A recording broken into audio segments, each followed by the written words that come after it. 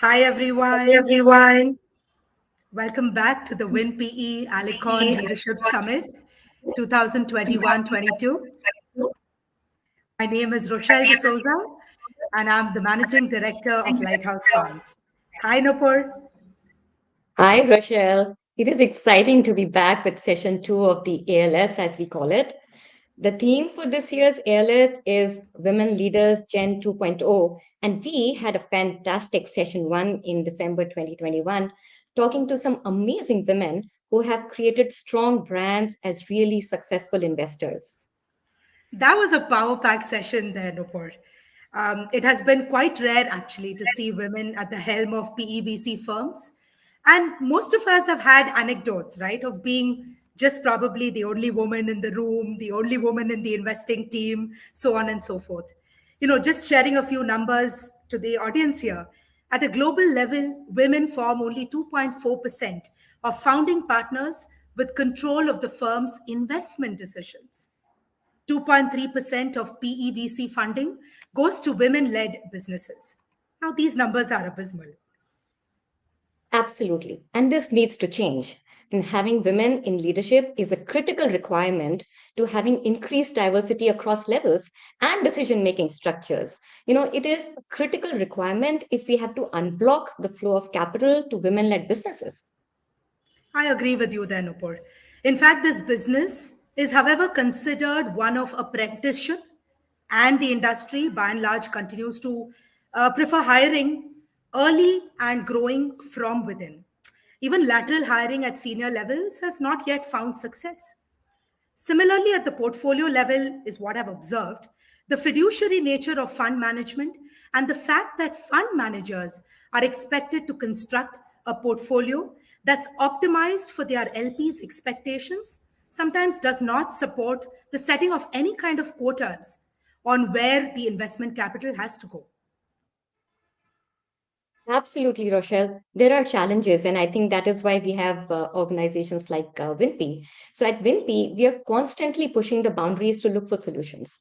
For example, building a diverse board, bringing diversity at the CXO levels, and encouraging an informed approach towards DNI at portfolio companies. We believe are steps forward in integrating diversity into investment portfolios. Hmm. We are sympathetic to the complexities of hiring at the partner level at an investing firm, but I believe a lot more needs to be done to unblock the internal growth path and make it a level playing field that will allow women to progress all the way to the top. As WinPE, through sessions like this and the WinPE Insight series, we are bringing forward role models, and role models are considered to have a very powerful influence in encouraging young women in whichever career path they're choosing. And we bring forward these women to inspire younger women with their, I can do it too spirit. And then the WinPE Mentorship Program is working with some very, very talented, high potential future leaders and turbocharging their growth. So if you see for an industry with a 20% diversity at entry levels, only 7% women are at senior roles. Now, this indicates a very leaky pipeline, and that we need to do a lot more to retain female talent and to give them equitable opportunities for growth. So let me repeat those numbers, right? 20% at entry and then 7% at the senior leadership level. So I guess that's such a leaky bucket right there. But I want to focus for a moment on that mentorship program that you mentioned. I have spoken to women of the previous cohorts that WinPE just organized, and it has been such an inspiring and an helpful session for mid-level women to look up to role models, right? And WinPE has given that access, which is fantastic. So the problem is twofold. It's attraction, and then there is retaining talent as well, which can be very expensive for our industry, right? I'm looking forward to hearing from the panel today, Nupur. Successful women who have lived the experience of being an outlier at times when nobody was even discussing DNI, right? And who are working with their firms to create teams and cultures that embrace the benefit of diversity. Absolutely. And at WinPE, we are constantly thinking about how to be forward leaning and bring in intentionality without giving into reservations or diluting meritocracy. And I'm just so thrilled to have Carol, Jeannie, Shruti, and Shweta as our panelists today to share their knowledge and understanding of the issue and bring in global experiences, learnings, and trends that our audience can really learn and benefit from. Well, then, let's move on to the panel without any further ado. Please join me in welcoming Carol Kim from the Blackstone Group. Carol Kim is the Senior Managing Director and the Head of Institutional Client Solutions Group in Asia and is based in Hong Kong. Since joining Blackstone, Ms. Kim has been involved with the investor relations and the new business development in Asia. She is also the co founder and a board member of 100 Women in Finance. Welcome, Carol. Let me move on to our Thank next you. speaker, Jeannie Caesar Fabian from the Palladium Equity Partners. Jeannie joined Palladium in 2011. She served as the head of ESG and sustainability and is a partner at the firm. Ms. Caesar was recognized as a notable LGBTQ leader and executive by Crane NY Business. And in 2021, she was recognized as a leader in diversity, equity, and inclusion in private equity by mergers and acquisitions. Welcome, Jeannie. Thank you. Next speaker we have on the panel is Shruti Chandrasekhar from IFC. Shruti leads IFC's PE and VC business in Africa. She is also in the regional representative for IFC's disruptive technology and the funds business, and is a member of the fund's investment committee. Hi, Shruti. Glad to have you Hi, on the panel. everybody. Glad to be here. And the moderator for today's panel, we have Shweta Rajpal kohli from Sequoia. She's the head of public policy for India and Southeast Asia.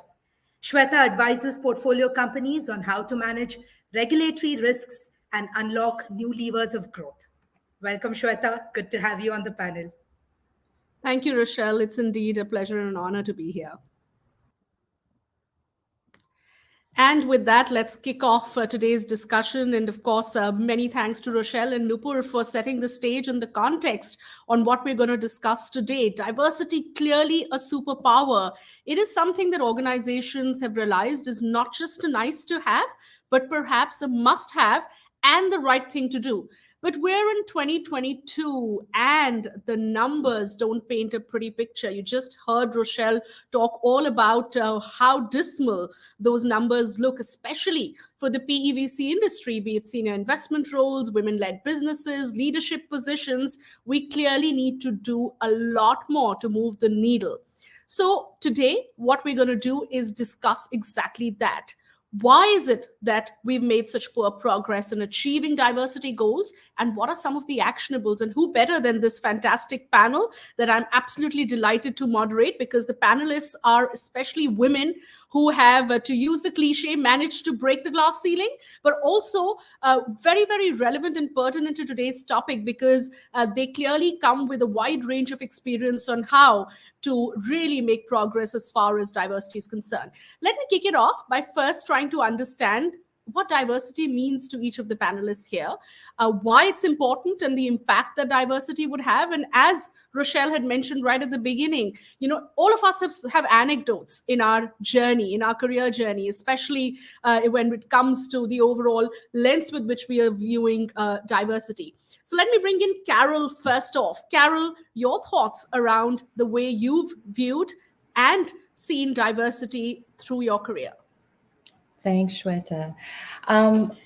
For me, diversity it's not just about gender. It's socioeconomic. It's also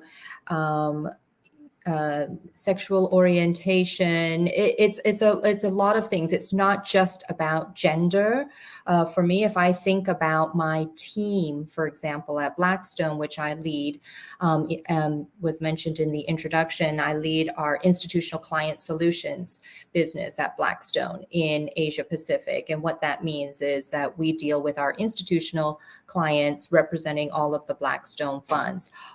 This is a relationship building. We're building long-term partnerships and relationships with our clients. that have spanned decades, quite frankly. And I've been with the firm for 15 years. Some of our clients have also been at their respective firms for a long time. So I want to build a team, for me personally, that is diverse and can relate to all the diversity of our clients as well. Not all of our clients are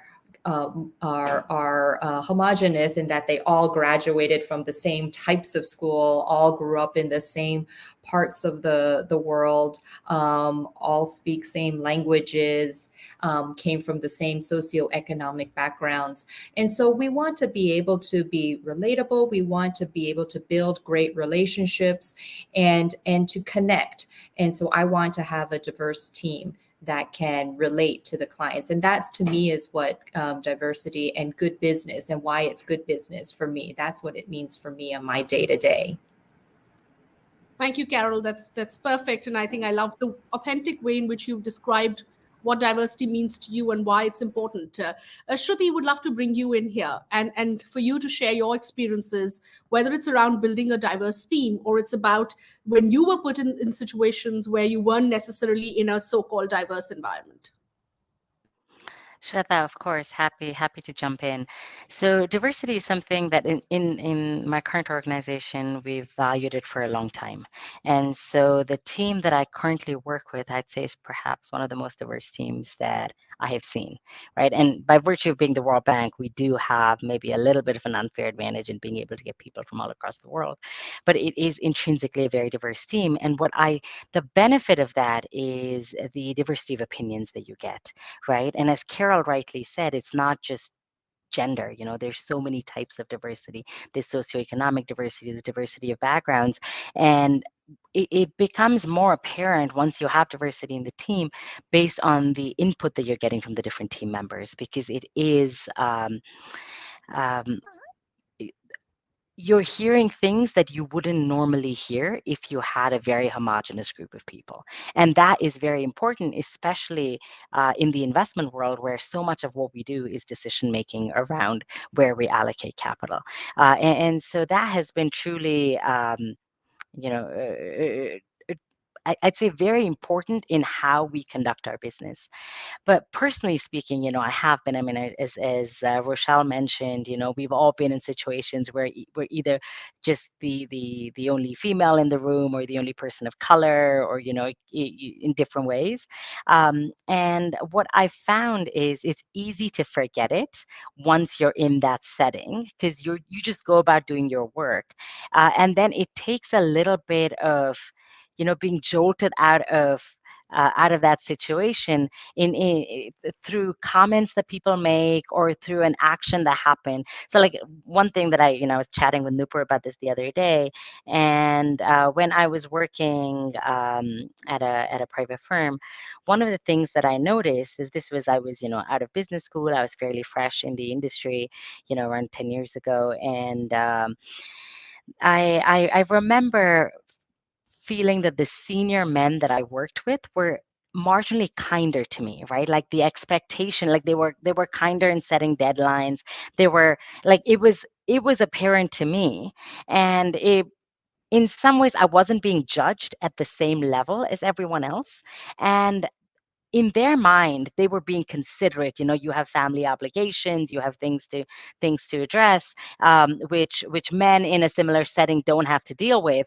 And so I think they felt they were being kind, but I felt that when it came to end of the year evaluations, I never stacked up because they never let me try to meet the same standards as everyone else. And even if I tried and achieved it, in their mind, I was competing from a different platform, right? And I was talking to a friend who's in sociology, and she described it as benevolent paternalism. And they felt they That's were the doing term. it. Yeah, Yeah, yeah, they felt they were doing it out, they were doing the right thing. So I'm not faulting them, but yeah. the consequences of that were, to me, were meaningful, right?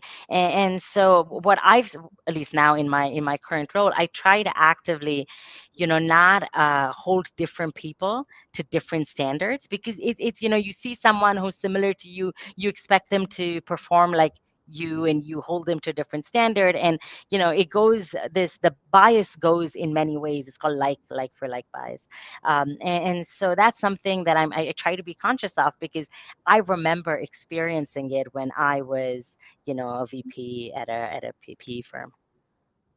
Right, Shruti, I loved your response, because I think you've thrown up so many important issues, and I think something that we're also going to talk about in detail as we move along in the panel. But I think one of the most critical pieces is that sometimes we don't have a playbook on dealing with diversity and what is the right thing to do.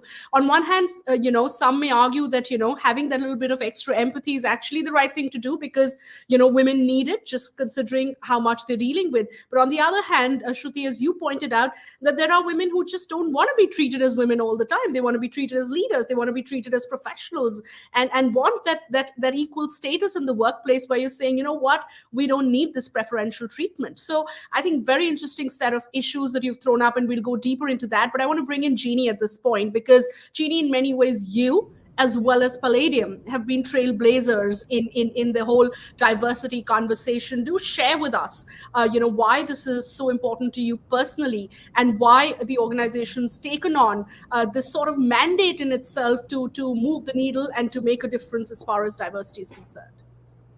Thank you so much, Shweta. I appreciate the kind words about Palladium and me. So Palladium was started in 1997 by a guy named Marcos Rodriguez, who was a Cuban immigrant to the United States. His family fled the Castro regime when Marcos was 6 years old, and he grew up in the Washington Heights neighborhood of New York, which is actually the Latino neighborhood that In the Heights, Lin-Manuel Miranda's musical, is based on. So he was just very, very smart, and ended up going to Columbia undergrad. He ended up going to Wharton Business School and had a very successful career in private equity. He was always the only non-white person in the room. So he decided to start his own firm. So we were started in 1997 by a Cuban American with the idea and the understanding that if you are not doing business in an echo chamber, you are going to get to better decisions on behalf of your investors. And we live that principle every day. Our employee base, which is, we're now about 60 people, we're over across employees, we're over 74% minority or female, and we have a partnership of 11. And we're over 62% minority or female. And that means we have a lot of different perspectives in the room. And I think, Carol and Shruti hit exactly the nail on the head, that it's better decision-making, it's better business if you have these conversations that are informed by the life experience of different people. Because I love Shruti's calling out the sort of the obstacle of low expectations, as I think of it. When we started, we received funding from a lot of emerging manager programs from U.S. public pension plans. And those plans are specifically designed for minority-owned firms. And that was great when we were first starting out, and we had, a couple of $100 million under management. But we're up to $3 billion under management now, and we've sort of graduated from the emerging managers program. So we've emerged, but many folks don't know what to do with us because they view us as a minority-owned firm, and they innately that's different than a majority-owned firm that we're competing with, because we don't quite fit in the emerging managers program anymore because we're too large, we're too successful. But we're still dealing with the obstacle of low expectations because we don't need help making it. We've sort of made it, but we do need investment going forward. So I think what Carol said about understanding our investors and being able to serve them through the diversity of our teams, that's critically important. So much of our investment comes from public U.S. pension plans. And my father was a warehouse worker for the New York City Board of Education. His pension plan put me through college. So we have, my experience, and then Marcos, who, came from a very mean background and, went to Wharton and became a partner at JLL before he started his firm. I mean, the conversations that come out of those discussions between people who have come from a variety of places, they're just so much more comprehensive. It brings so many different viewpoints. So we're seeing things that perhaps, if we had a room full of white guys that all went to Ivy Leagues, They certainly wouldn't see or wouldn't think about it that way. And that gets you to better decisions. That gets you to looking at decisions that have to be made from 360 degrees. Because, investment decisions that affect communities in which our companies are doing business, they're going to affect people like us, meaning all the entire spectrum of who we have in the room making decisions. And from my perspective, it's a no-brainer. It's better business. And I think statistically, the Knight Foundation has had a couple of reports issued recently and for the last 10 years, quite honestly, that dependably suggest that diverse owned companies will statistically outperform non-diverse owned companies by a factor of I think 20%. Don't quote me on that, but it's the statistics are there. It's very interesting that by and large investors across the spectrum aren't clamoring to get women and people of color to lead their firms because statistically we'll outperform. I'm just going to back Jeannie. Sorry, Shweta, if I can. I want to support Jeannie on her statistics. So I just saw a McKinsey report, and you were correct, Jeannie. It's diverse executive leadership teams are 25% more profitable in those companies. So I just want to back Jeannie up. She was correct. Absolutely, and that's wonderful data to take forward the conversation to its next leg, which is we all acknowledge, we admit that not only is diversity a nice to have, it makes perfect business sense. There's data, there's statistics to prove. Then what is hard to understand as well as explain is the poor statistics. Now, let's try and get to the bottom of what is happening. And let's try and focus this at least to the PEVC industry that we're all a part of and that we feel we need to do something to bring about change there. What, according to you, could then be the reason for the statistics painting such a poor picture? Could it be unconscious biases and gender stereotypes that just don't allow enough women to rise up the ladder? Are we seeing that there's a lack of conscious attempt? Is it poor mentorship? Is it poor guidance?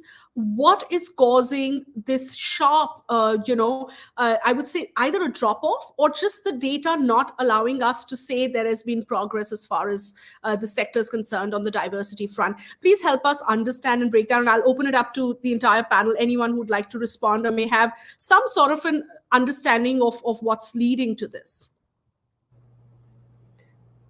I think Shweta, you hit it on the head with unconscious bias. I think at the end of the day, we've all grown up in the society we've grown up with, wherever in the globe we've grown up. And, you can't grow up in this society and be a thinking person and not have certain unconscious associations with women, with people of color. It has to be acknowledged. It's beyond doubt that unconscious bias is a thing. And we do tend to gravitate toward folks that are like us. And, when you have multiple communities that were historically excluded from the capital markets, I think, it's going to take intentionality from the majority folks, from the non-diverse folks, to welcome the other into the capital markets and to really get comfortable with the idea that, unconscious bias is there and it doesn't make me a bad person that, I'm looking at, a female colleague versus a male colleague and thinking something different in terms of the obstacle of low expectations. But, the sooner the industry can acknowledge that and intentionally try to change it, I think the sooner the statistics will change. But it's a difficult thing to do because people tend to feel very defensive when you bring up unconscious bias, I've found. If I may add to that, the other thing, so one of the things that we looked at a couple of years ago is to try and see how do we help our fund managers change the demographics of the team, right? And we were having conversations with them to say, what is your biggest pain point? And the thing that we often heard was pipeline, right? And like pipeline being the most challenging, whether it is candidates to hire into PE teams or, women-led businesses to invest in. That seemed to be sort of the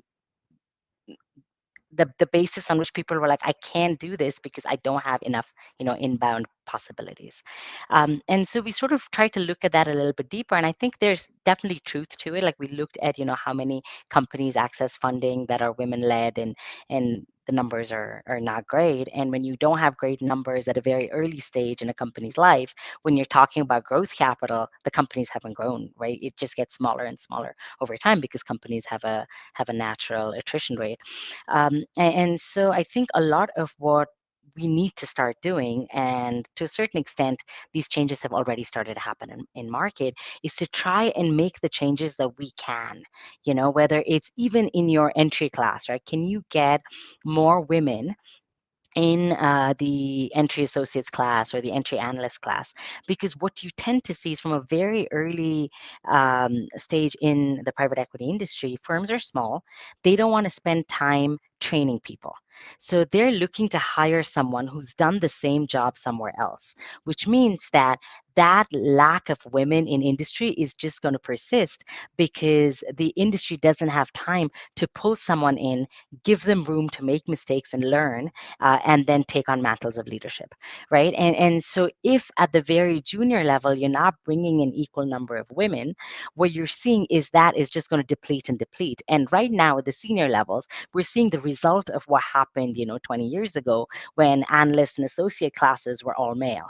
Most of us, when we started our career, there weren't a lot of women who were in your investment banking class or your management consulting class. And that has changed significantly. Now, if you look at an entry-level class going into banking or going into consulting or other feeder industries to private equity, you're seeing more parity, which I hope means that, 10, 15 years from now, you'll see as many female GPs as you see male GPs. And so I think that we're seeing some remnants of decisions made in the past, but it also means we need to be more proactive now in terms of things that we can do to change the future.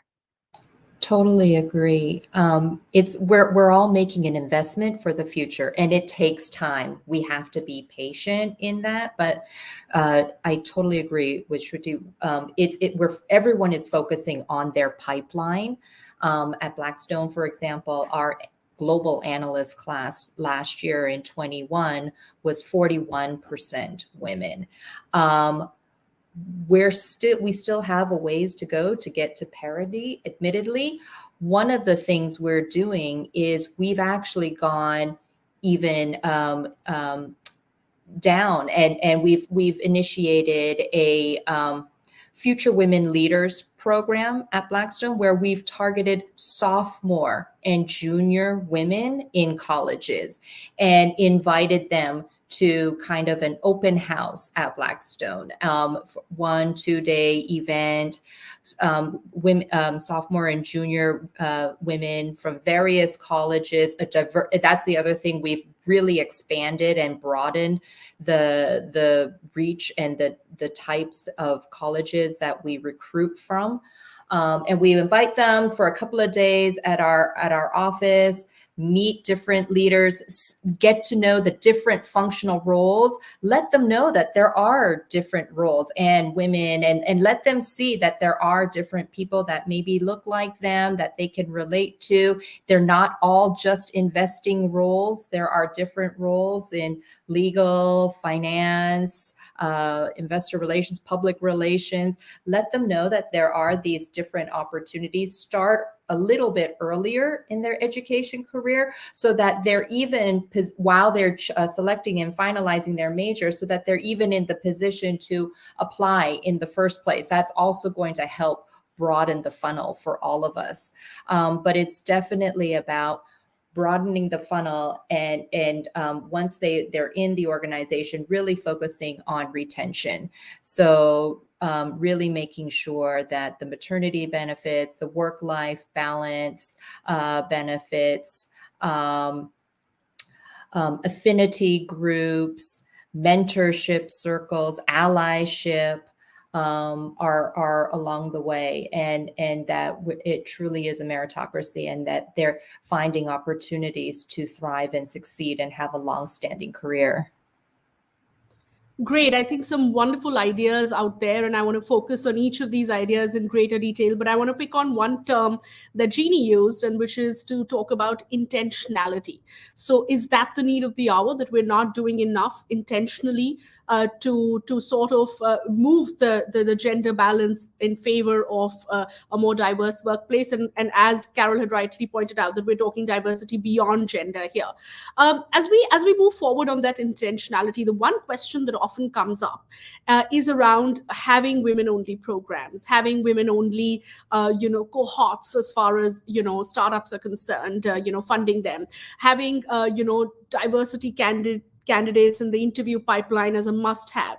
There's always two sides to this debate, and we've often heard even some women founders in our portfolio often turn around and say, you know what, we don't want to be part of a panel on women, because that's the only place you always put us in. And we want to be seen as a founder, we want to be seen as a leader.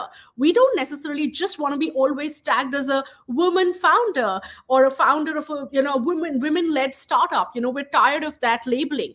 That brings me to the point of whether all of you are supportive of the so-called quotas, or the intentionality, as Jeannie put it, or moving forward with specific programs that would help move the numbers. Or do you think we have to allow, as to use a term that Carol used, a meritocracy on the other end of the spectrum at play? Because meritocracy is also all about just allowing the pipeline to grow organically and not force-footing something. Shweta, I can jump in on that question. I think intentionality is very important, right? Because and I just want to clarify that intentionality and quotas are not the same thing, right? Intentionality is where you want to do something different to bring about change. So you're being thoughtful in how you're changing the world forward looking, right? Quota is sort of more like, this is an expected, sort of randomly allocated threshold that you need to meet, and if you don't, you can't participate. So and they, there are examples of where quotas have been quite helpful in addressing problems around diversity. But I think intentionality is a little bit different, right? Because it's coming from, we see the benefits of making a change, and what can we do to not just assume those things are going to happen, but try and work towards it, right? So it's sort of placing a value on having diversity in whatever you're doing, and saying that if I'm placing the value on diversity, what can I do to make it more possible for me to achieve it?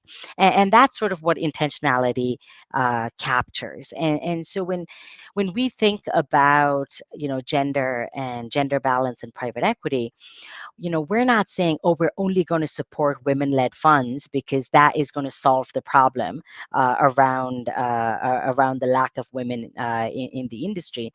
What we would like to see is every private equity firm have gender balance within their firm, right? That is the ultimate goal, because at the end of the day, I mean, it's great to see a woman start something, and it's wonderful to see a man start something too. But like, what we want to see is working towards an atmosphere where there is diversity, where there is diversity of opinion, a diversity of thought, and in order to get there, sometimes we need to be more intentional about it, right? So for example, you can say that I'm going to try to source, companies that have women in leadership, but I'm not setting myself up to say, I need X% of the deals that I do to be, led by women. Now, you can make a very strong effort, and you might now meet what you thought you were going to meet in terms of target, but then can you work with these companies to bring women into management of those companies, right? Which is very different than saying that this is my quota and this is what I need to meet. And so I think intentionality is quite important. And with intentionality come targets, because you're trying to get somewhere, but it is a target that you're hoping to achieve. It's not a quota that you need to fill today. So I think there's a little bit of a difference, and I think there's benefits to intentionality. I love the way you've tried to strike that balance between the two, Shruti, making that difference. That little, I would say, differentiation between what quotas are versus what intentionality is. I also think quotas have a slightly more negative connotation to it versus intentionality, which comes with a lot more positivity towards making that change. Here, I'd like to also mention that at Sequoia India, we have recently launched a program to support women-led businesses and women startups, where we said, you know what, we're going to have a cohort of 15 startups that will be only led by women and very genuinely led by women, and not very often that we see that, again, you're just ticking the box, and give them a grant, which will be equity free grant, because that takes care of the other problem that, for instance, Rochelle was talking about, that you necessarily don't want investment teams to have any bias when it comes to their investment decisions, even if it is about diversity, right? You want to be able to only make investment decisions that are the right investment decisions based on the pipeline you have. But then this is a separate cohort, which we call Sequoia Spark, which is part of a fellowship of sorts, of an equity grant that we've given, equity-free grant that we've given. But what's more important in that, and we feel that what makes the program very powerful, is that beyond the grant, which is obviously nice to have for a company that's starting up, is a lot of a year-long mentorship program, where we're mapping, founders, as well as successful founders, as well as investment team members with women founders, and doing whatever it takes to make them successful. Now, that, I believe, in many ways is intentionality. Is it quota? No, it's not, because it isn't the quota system. And I'll very quickly quote one other anecdote, which often got me thinking around whether we're ticking the box in diversity or are we making meaningful change. So I was approached by a headhunter once who asked me if I was keen on an opportunity, and I turned it down, saying no, that I'm not exploring any opportunities at this stage, but I could recommend candidates who would be ideal for the role. And I recommended a male candidate, and the headhunter told me, no, sorry, we're only looking for a diversity candidate for this position.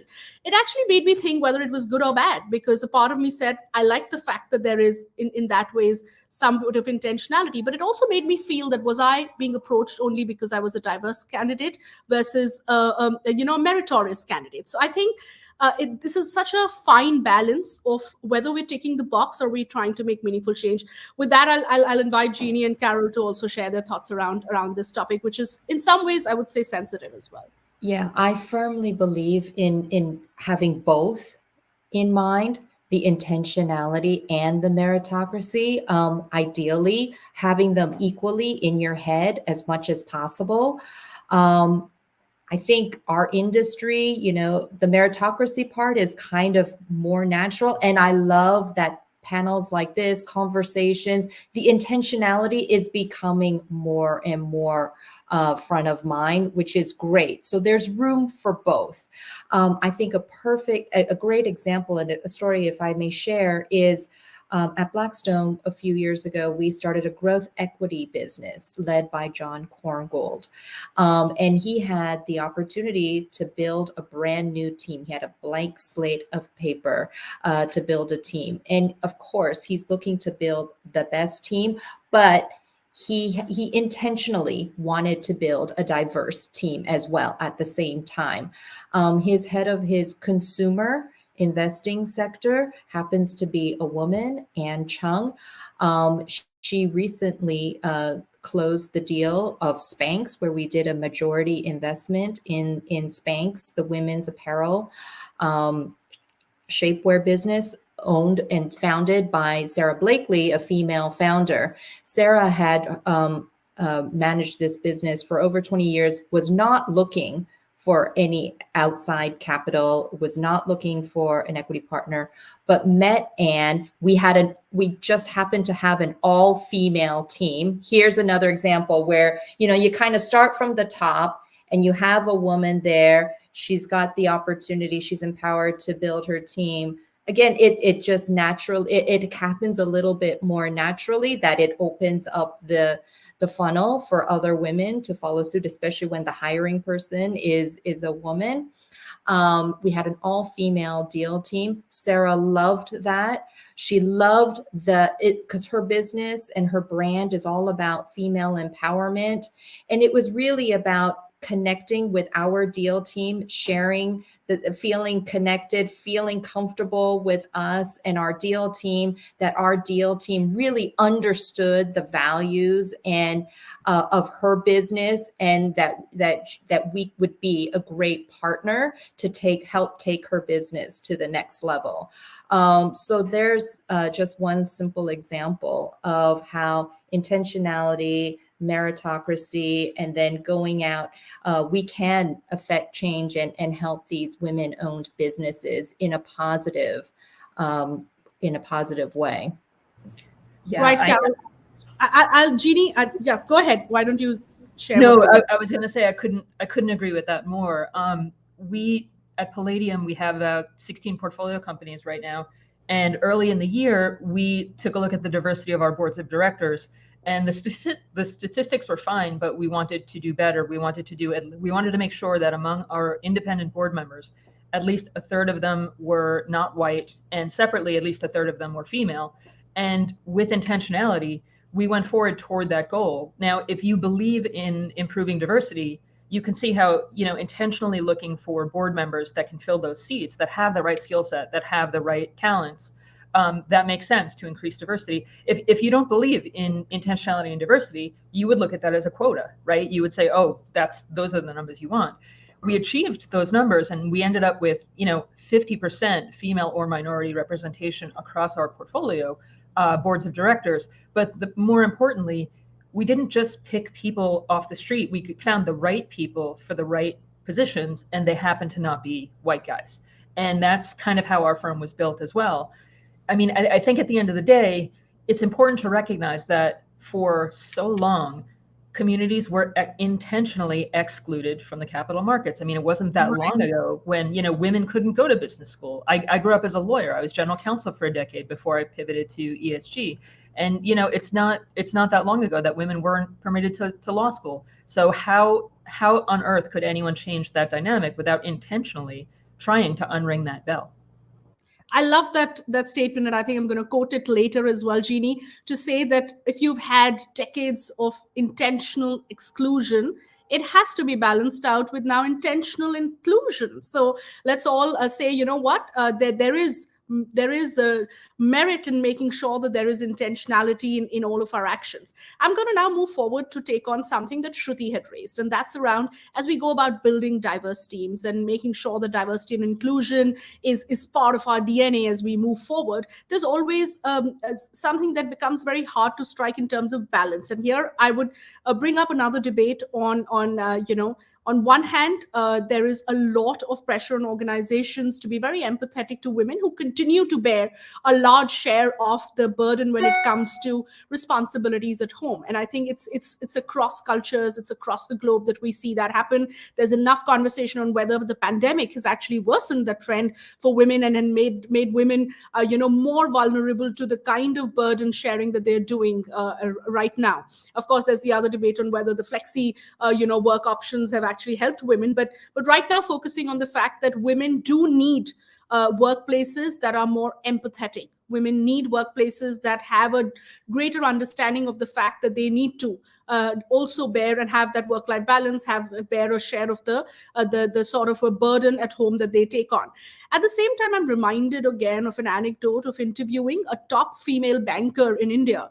And she was talking about her career journey and looking back. And as she spoke about, how she looked at her career and balancing, the work-life balance, as we call it, again, a cliche, she said when she came back from her maternity break, the top boss at the bank asked her that, I understand that you will have responsibilities at home.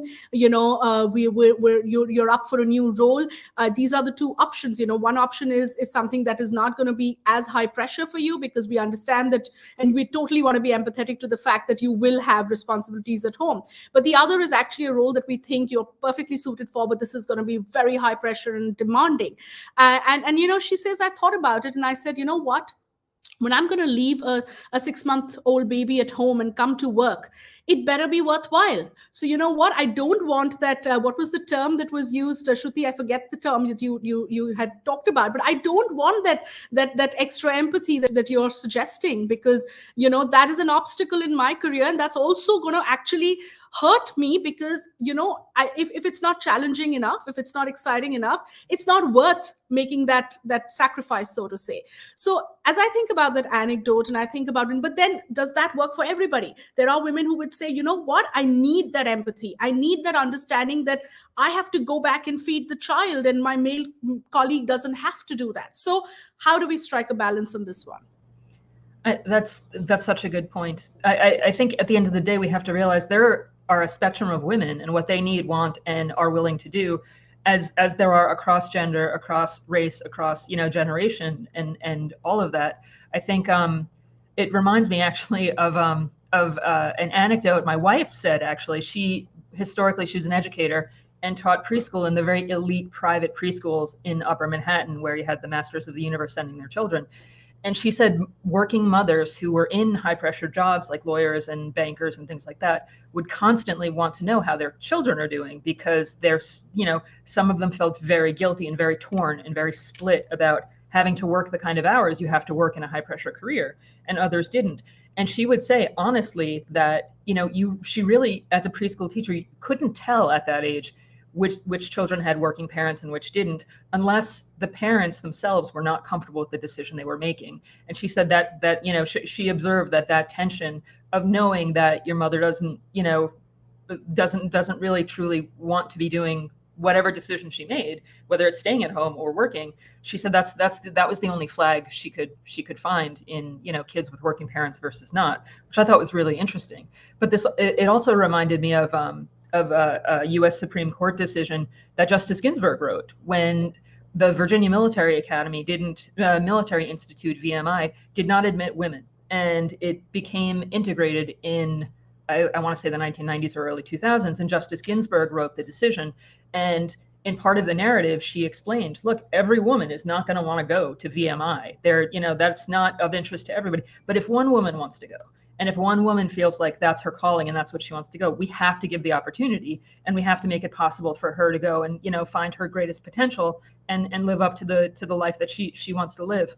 I feel like that it's very similar in the working world, where I think, quite honestly, I think everyone would benefit from greater empathy in the workplace. I mean, if you think about issues like stress and the mental health effects of the kinds of jobs we work, I think guys could benefit as much as women from viewing the employee and the worker with a little bit more empathy. I think if we acknowledge and understand that every single person has a different experience, and what can we do? How can we accommodate you to get the best we can out of you as an employee of our firm?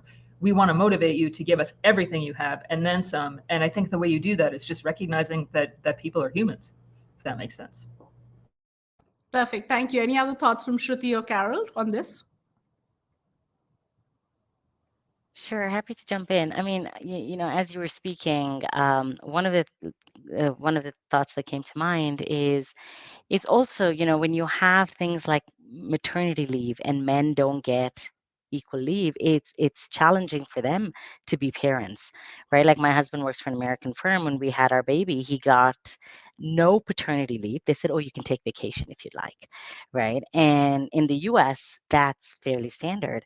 And it's sort of just the policies the company has is also making it such that, men are expected to work all the time. They're not expected to take care of the family. And, is it a reflection of the culture? Maybe. But there are things that where intentionality can come in, where the company says, we're giving women maternity leave, but the world that we're moving to, parents are not just the mother, they also include the father. So shouldn't we be thinking about equal or similar caretaking leave for the parent? And you're starting to see, a lot of firms are, talking about primary caregiver versus secondary caregiver and providing leave along those lines, which is changing. And it also changes the recruiting mindset, because if you're recruiting someone who's out of business school, who's like 28 years old, it's not uncommon for firms to look at a woman and say, oh, she's going to have a baby and be out of the workforce for at least 12 months over the next 4 years. do I want that, or should I just hire a guy? It'll just be easier. But if men are taking equal paternity leave, then you've changed the conversation, because anyone you hire could have a baby at any point and take time off, right? So there are things that firms can do that is quite intentional, that can even out the imbalance between the working life of a man and the working life of a woman. Shruti, I'm again reminded of another anecdote, and I think I love the point you've made. And I'll take it a step further and say, not just the policies. I think we need positive role models in men as well at the workplace. Again, I'm reminded of an anecdote where, when I was working at Uber, we had a colleague who was the legal head of the team, who at 1 p.m. every day would say, you know what, I will be away for an hour because I have to go pick my kids from school and drop them home.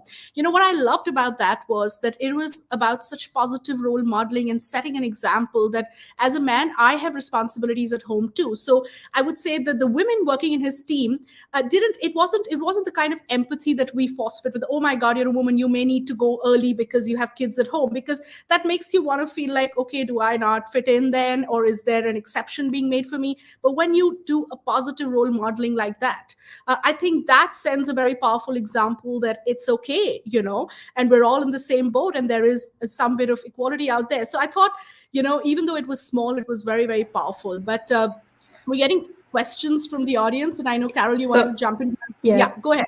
Just to add one, because I firmly agree, and I didn't think I had much more to add to all the great comments that were already said. But the one thing I will add, in addition to the intentionality, the meritocracy, accountability. Finally. And I think that's one thing that we've started to implement and in our firm as well, is not only is it intentional, we've got the policies and the guidelines and the training, but now we're also, it's part of our year-end 360 evaluation.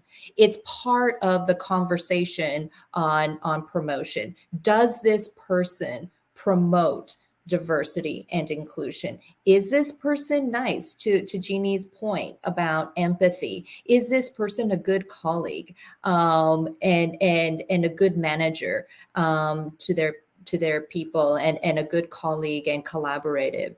So I think that's also something that's very important and critical and absolutely necessary. Have people accountable, have the peer evaluation, and share that feedback.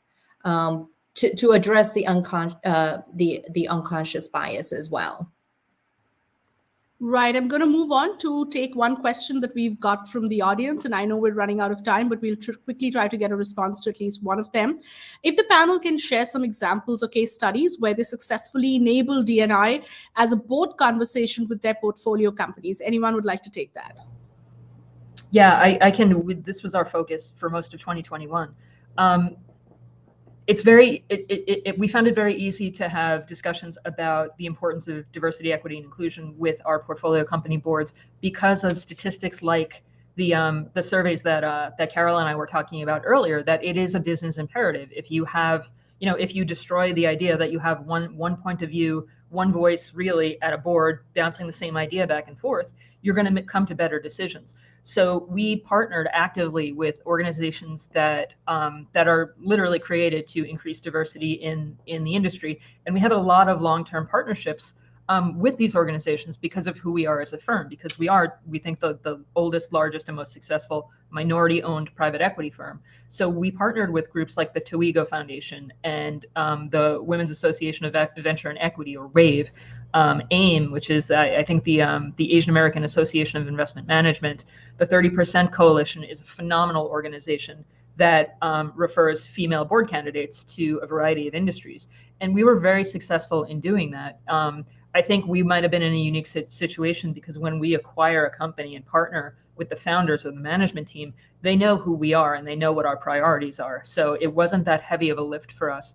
But again, it's about intentionality. It's about making time that nobody has, creating time in that agenda to actually have the conversation, instead of just saying, yeah, that would be a great thing. Yeah, we totally believe in diversity. That's a good thing. You actually have to devote resources to it. That's time and that's discussion, and put it on the board agenda and move forward. And we did that. And it bore fruit really, really quickly, actually. Yeah, I love the fact that you said there's commitment. It can't just be a conversation. It has to be met with commitment and action. And whether it's resource commitment or whatever commitment, time commitment, we need to make that commitment. I think we're nearly out of time, but I think we may be able to at least get closing comments from our three wonderful panelists on A, key takeaways from today's panel, and B, at least one advice, if not more, that you would have to everyone listening in on how we can actually make progress as far as D&I is concerned for the PEVC industry. And then the next time, perhaps when Nupur is hosting this, we at least can say, you know what? These are some of the things that we've picked up, and these are some of the important changes that we're already noticing as far as the D&I efforts are concerned. So over to you. Maybe we'll start with Carol on this one. I think the key theme of intentionality, meritocracy, and accountability really resonated to me from this conversation. I think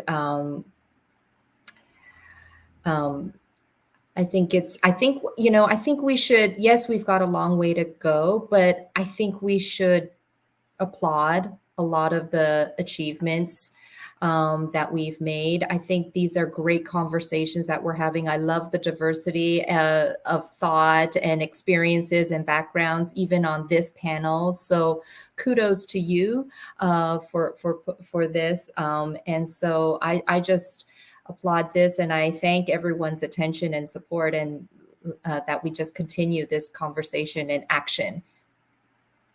Thank you. Shruti, if we could have you go next. Sure, happy to jump in. I think Carol put it extremely well. I think one of my key takeaways from this conversation and from like the changes that we're seeing in the market today is everyone can make a difference, however small you think it is, and you might not think it's meaningful. Maybe all you have is the ability to hire one person. Think about diversity, make the final decision based on who is the best fit for the job. But think about it, because that's the first step. And as it becomes more ingrained in what we do, things will change. So I definitely think that, one step at a time, and whatever that step is, do it, however small, because they all add up. And Jeannie, your thoughts. Thank you. My thoughts are just that, for women in senior positions, let's take responsibility for the fact that it's incumbent upon us to keep moving the ball forward here. It's incumbent upon us to not pull the ladder up behind us. And again, it's about making time, giving resources, and that includes personal resources. So, if you have an opportunity to mentor someone or to network with, more junior women and help them in their careers, nobody wants to work evening hours during the week, but that effort really is going to yield fruit. And for more junior level women who may be starting their careers, my advice would be reach out to everyone you know. Go on LinkedIn, find people you admire, reach out to them. I can tell you, I would venture to say that if anyone reached out to any of the women on this panel, we would be happy to connect and talk to you further if you would like advice about, how to think about a decision in your career, or just generally advice about how to deal with a situation where you're the only woman in the room and, have to have that conversation. And you may have a different perspective that, it's not easy to find your voice when you're the only one sharing a viewpoint that nobody else can have, because they're all guys. So I would say, connect with the people that you admire, and on the senior level, talk to the young women coming up the pipeline, because really, we can inspire them, because that's, if we want to change the industry, the only way it's going to happen is if we intentionally work to make it happen. All right. And with that, I have the task of summing up this hugely insightful session and the wonderful insights we've got from the three panelists. I think, let me start by saying, yes, let's acknowledge progress, because that's important. We often sound, so I would say almost pessimistic about this, but you know what? Progress is happening, and it may not be showing up in the numbers, but it's definitely showing up in this panel. Look at the panel and the wonderful change makers we have in this panel. Look at WinPE. Look at the kind of leadership we're seeing across the globe. And this is indicative of the kind of change that will make a difference in the numbers eventually, but we can't say nothing's changing because things are changing. So I think first we should acknowledge progress. We should acknowledge that there is room to continue doing what we're doing without losing sight of the end goal, which is, yes, we want those numbers to look better. Yes, we want a big impact when it comes to saying we've achieved something significant on diversity. But more than that, I think in terms of solutions, in terms of what's required, the terms are out there, but I think this is the first time when we've had it spelled out so clearly and not had a conversation that doesn't result in any key takeaways and actionables. And the actionables are here. Number one, intentionality, as we put it. Yes, there needs to be intentionality. Now that intentionality has to be met with commitment, as Jeannie put it. There is no point being intentional if you're not being committed to it. So the number 2 point I would say is commitment. And as we said, commitment could be time, commitment could be resources, whether it's a mentoring session or it's putting your money where your goals and target are. I think that's important. And with responsibility is also another term that Carol used, which is around accountability, and because once you've done intentionality and you've had commitment, you also need to be accountable. So I think that's the third goal. And I think fourth is not losing sight of meritocracy. So I think meritocracy in some ways being the base of all of this to achieve that. I think if we go with just these 4 as sort of the pillars of moving forward when it comes to diversity and inclusion, we will make that change. We will make that difference. But more than anything else, the conversations need to continue, because that is the beginning to have more allies, more champions across the board in supporting the fact that diversity is that superpower that everybody needs across the board, across cultures, across countries, across organizations. With that, we're going to wrap up this wonderful panel, and it's over to Nupur and Rochelle, if they're still here, to give closing remarks. That was a fantastic panel discussion. Thank you, ladies, for being a part of it and, delivering such powerful messages, right? They're simple, but yet powerful in terms of intentional inclusion. And at the end of it, diversity means good business. So on that note, thank you, ladies, for the wonderful time that you've given. And to the audience out there, thank you so much for the time. If you've missed the session, we have the screening on LinkedIn. Please go there and view it. And for the ones that who have logged on to the session, we have another exciting panel that's coming up next month. But, for everyone out here, thank you very much for your time and have a good evening or a good day.